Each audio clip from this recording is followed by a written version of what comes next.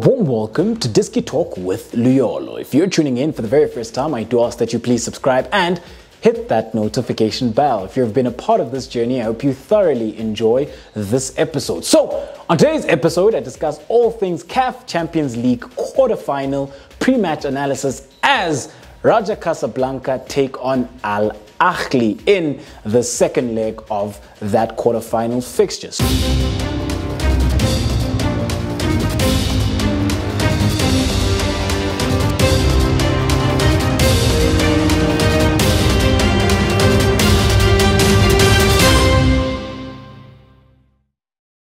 So, in the first leg then, that ended 2-1 in favor of Ahly. When you have a look at Ahly then, they created so many chances on the night and should have actually wrapped up the tie on the night, because Ahly then could have at least won that game, at least 4-5-1, as they also missed a penalty as well. Also had a couple of one-on-ones that they couldn't convert, and going into this encounter, then I do think that from a psychological standpoint, Raja do have that momentum because they already have that away goal rule. And then when you also look at the fact that with Raja, when they started the game, they did start with a back three, but as the game transitioned, they did take out one centre back and they did bring in Fabrice and they went to a back four. They looked a lot better, and they were also able to create a few chances themselves. And also then, the biggest talking point in that first leg then was the penalty that Al Sulaya scored. So the penalty that was given then, in my opinion, wasn't a penalty. And the worst part is that the referee had a review and used VAR, but still gave a penalty, even when that ball had hit the player's thigh. However, going into the second leg, it's going to be a very interesting encounter in Casablanca. So, with regards then to the advantage, Casablanca do then have that advantage because they do have that away goal. With Ahly, they've scored 2. However, they're going to be looking then to ensure that they can at least get a third goal. And if they get a third goal early on, that would see them home and dry, I believe. It is going to be a very close encounter. However, let's have a look at a tactical pre-match analysis of this encounter. So you've got then the blue team, which will represent Raja Casablanca, and then the red team will represent Ahly. So I did mention that Casablanca did start with the back three. And because then Ahly had the lion's share of the ball, a lot of the times it then went to a back five. So with regards to Casablanca, they started with the back three. However, as the game progressed, they did take Haddad off and then they brought Fabrice on. And when they brought Fabrice on within the heart of midfield, they looked a lot better. So it could be very interesting to see then how they go about their shape. Will they then start with a back three or with a back four? But I do foresee them then starting with a back four. So when you have a look at their back four then, I think the back four that they will start with. So I do foresee them then going with somewhat of a 4-2-3-1 or a 4-3-3 in there. And when you have a look at it then, in goals, they will start with Zniti as he is their goalkeeper. Then he also made couple of very good saves, as he is a very good shot stopper and a leader at the back for this Casablanca side. When you have a look then at the two centre backs, so I do think that Haddad will come back into the fray because when you have a look at Hadi, he did get a red card where then he actually handballs the ball, where then he was close.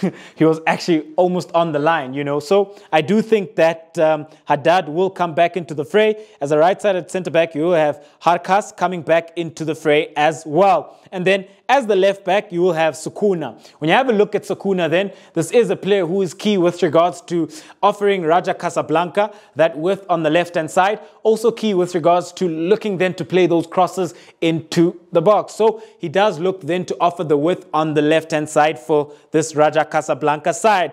And then as the right back, you do have Madkor, who did then manage to get the assist for this Raja Casablanca side. Very key then, as he does then look to offer the width on the right-hand side for Raja Casablanca. He is a very quick fullback and very explosive, very progressive, and he does reach the bar line a lot of the times, and he's looking for those crosses. So At times, he will play those deep crosses from this pocket of space. At times, he will hit the bar line and look to cut it back. At times, you will play those crosses from there, as he did then get that assist. He does become key then with regards to offering the width, and he does enjoy a much higher and wider position on the right-hand side in relation to Sekuna, because then when you have a look at their captain, who does start on the right-hand side, he does tend to drift in a lot more, and that is Matuali. So when you have a look then at the heart of midfield, they do start then with Balahudr,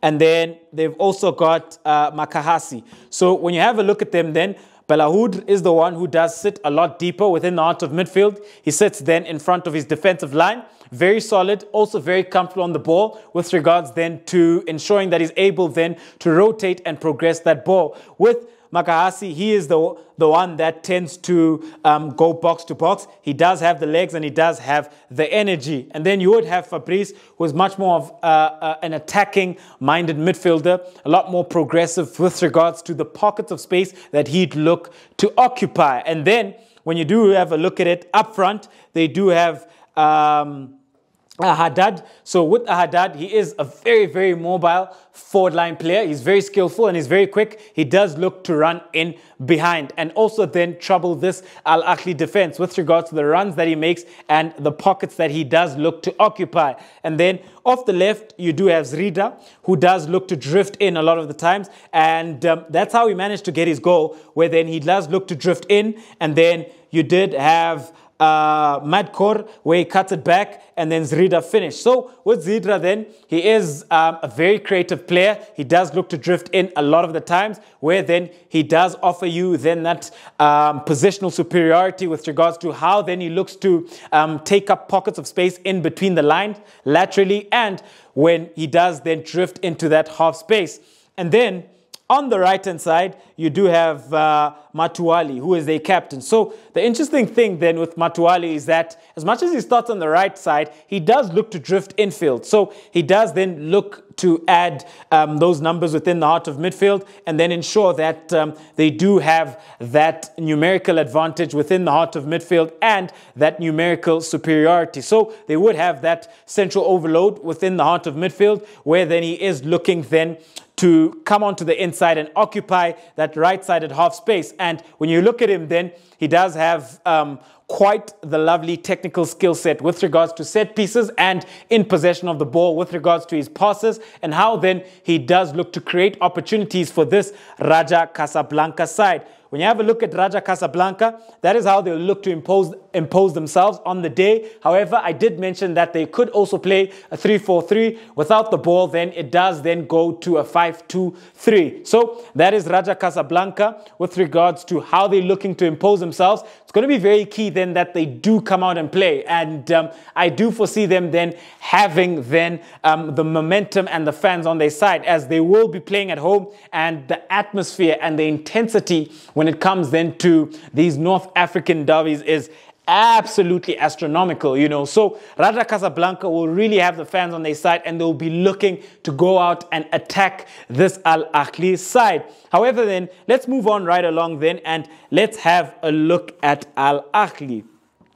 So when you have a look at Al Ahly then, this is a side then that from a characteristic perspective, yeah, man, they just haven't been themselves, especially within the final third, you know. They've missed chances that you wouldn't expect them to miss, and they just haven't possessed that confidence and that quality that we know Al Ahly should be possessing. However, let's have a look at the personnel. So in goals, you've got El Shenawai, who is their leader and their mainstay, very experienced. And coming up into this encounter, his experience, leadership and guidance at the back will be absolutely pivotal, especially considering then that the atmosphere that they will be met with, especially then considering that Casablanca will be at home. And then when you have a look at the back four, as the right back, you have Mohamed Hani, and with Mohamed Hani, he is then a very solid right back. And what I like about him then is that he is quite the complete fullback with regards to the defensive perspective and then the offensive perspective. Whenever then he does offer you the width on the right-hand side, he does tend to deliver good balls into the box. However, he does then maintain a deeper pocket of space within vertical zone 5, within that wide channel on the right-hand side. And then when you have a look at the two centre-backs, you do have Abdul Monim, who is one of my favorite centre-backs within Africa, and a player who I think is very impressive, very, very strong in those 1v1 duels, in the aerial duels, in the ground duels, and very comfortable on the ball with regards then to his passing range and his skill set, because he can play then those diagonal passes where then he is looking for his left wing or his left back. Player then who is very, very strong. And then when you have a look at the left-sided centre-back, they did start with Hanefi, and he was a player then who was very solid on the day as well. Going to be very key that they are very solid and ensure that Raja Casablanca can't grow into the game, especially then whenever Raja Casablanca do look to penetrate within those wide areas and they bring that ball into the box. Then it's going to be very key then that their communication is adequate, because that's how the cross came. Throughout the game, they were able then to deal with those balls. They were able to deal with a couple of crosses. They were able to deal with those penetrative balls played in behind. But very key then that they stay alert for the 90 minutes. And then as the left back, they did then start with Ashraf. And when you have a look at Ayman Ashraf, this is naturally a centre-back. He does play as a left-sided centre-back, but he does have that quality, you know, and he does also then look to offer the width for this Al Ahly side, you know, in the absence of Ali Maloul, you know. But if Ali Maloul is fit, I would like to think that he does come back into the lineup, and then you'd most likely see Ashraf going to centre-back. But the last time out, this is how they started, and Ashraf then was key with regards to offering the width, and he was an outlet on the left-hand side for Al Ahly. Whenever then they would overload the right-hand side and look to switch, and then also, he was key then in getting that penalty, which in my opinion wasn't a penalty, where he was looking to cross the ball, but it hit the thigh of a Raja Casablanca defender, and then the referee then gave it as a penalty. So Ashraf then starts as the left back. And when you have a look at Al Ahly in this game, they did start with a 4-2-3-1, where then you did have Pesitao as the second striker, where he was able to drift. However, coming up into this encounter, because they're playing away from home, I do foresee them going with a 4-3-3. And the reason why I say a 4-3-3 is because I think they'll want to have that defensive solidity and have that cover within the heart of midfield, where then they're looking to ensure that Raja Casablanca can't grow and can't get into the game, grab a hold of the midfield, and when you do grab a hold of the midfield, you do gain control of the game. So I do foresee them going with the midfield 3 as opposed to a midfield 2, where the last time out they did go with a double pivot of El Sulaya and Dieng. This time around, I do see them going with Hamdi Fati, Alou Dieng, and El Sulaya, because as a midfield 3, they're very, very solid and they're complete in that regard. And I think then that they'll be very key with regards to ensuring that Raja Casablanca can't gain control of the midfield and they can't grow into the game. Also with Al Ahly then looking to manage the game, because that'll be a very key component. And when you have 3 quality midfielders who are all very good on the ball, who then have a very good range of pass, a very good range of passing, and also then very experienced when it comes to these type of encounters, they then become key with regards to slowing down the tempo of the game, controlling the game, and at times looking to progress the ball and making sure then that Al Ahly have that qualitative superiority within the heart of midfield and that control as well. Also, when you have the midfield 3, it does allow you then to push the fullbacks a lot higher, because whenever they do push up, then these 2 pockets of space could then be covered by the 2 number 8s. So I do foresee them going with 3 midfielders. with Hamdi Fati at the base. And then you'd have Al Sulaya occupying the left side of the half space, Alou Dieng the right side of the half space. We do know that he does go box to box, offers a lot of energy as well. Very combative midfielder. So I do foresee him going with 3 within the heart of midfield. And then when you have a look at it then, I do foresee Percy Tau starting on the right-hand side, where then he will play as an inverted winger, where then he's looking to drift in onto his left foot. But what was interesting then is that within the first leg, Percy Tau found a lot of joy on the left-hand side. Whenever then he'd ensure that he drifts into that pocket of space and also into that inside forward role within that half space, he found a lot of joy as he was able then to get that assist. You know, so that game did end 2-1, where Percy Tau did get that assist for Al Shahat. And yeah, but I do foresee him starting on the right-hand side if it will be a front 3.